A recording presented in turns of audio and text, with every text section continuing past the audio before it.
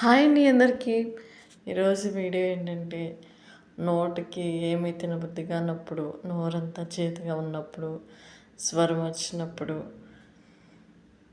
నోటికి ఏమీ తినబుద్ధి కానప్పుడు ఏ విధంగా పచ్చడి చేసుకుని తిన్నాము అంటే పచ్చిమిర్చితో టేస్ట్ మాత్రం సూపర్గా ఉంటుంది. చాలా చాలా సింపుల్గా మనం ప్రిపేర్ చేయొచ్చు. చాలా బాగుంటుందన్నమాట. స్టవ్ ఆన్ చేయకుండానే ఒక్క చుక్క నూనె కూడా వాడకుండా ఈ పచ్చడిని మనం ప్రిపేర్ చేసుకోవచ్చండి.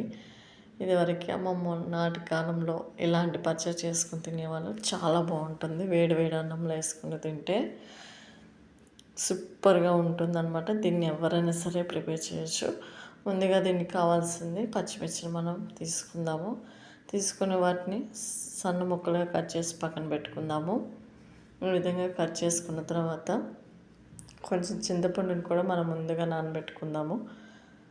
మిక్సీ జార్ తీసుకుని దాంట్లో కొంచెం జీలకర్ర, దాంట్లోకి 5 లేదా 10 వెల్లుల్లి రెమ్మలు వేసుకొని ముందుగా మనం కట్ చేసుకున్న పచ్చిమిర్చి ముక్కలు కూడా దీంట్లో వేసుకుందామండి.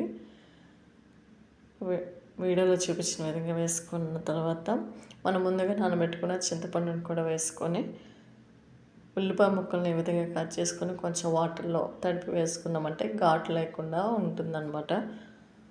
వీటన్నిటిని ఒకసారి కడిగి మనం మిక్సీ జార్లో వేసుకున్న తర్వాత తగినంత సాల్ట్ వేసుకొని మిక్సీ చేసుకుందామండి.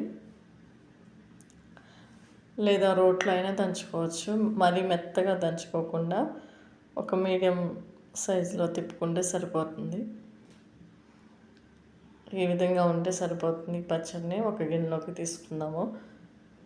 తీసుకొని వేడి వేడి అన్నంలో వేసుకుని తింటే టేస్ట్ మాత్రం సూపర్గా ఉంటుంది. ఒక్కసారి ట్రై చేయండి. చాలా సింపుల్ అన్నమాట. దీన్ని ప్రిపేర్ చేయడం చాలా సింపుల్ అనమాట. వేడి వేడి అన్నంలో వేసుకొని తినొచ్చు. ఒక్క చుక్క ఆయిల్ లేకుండా స్టవ్ ఆన్ చేయకుండానే ఈ పచ్చడిని ప్రిపేర్ చేయొచ్చండి.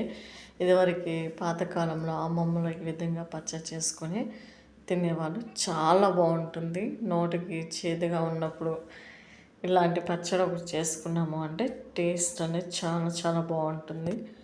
ఒకవేళ వీడియో మీకు నచ్చినట్లయితే లైక్ చేయండి.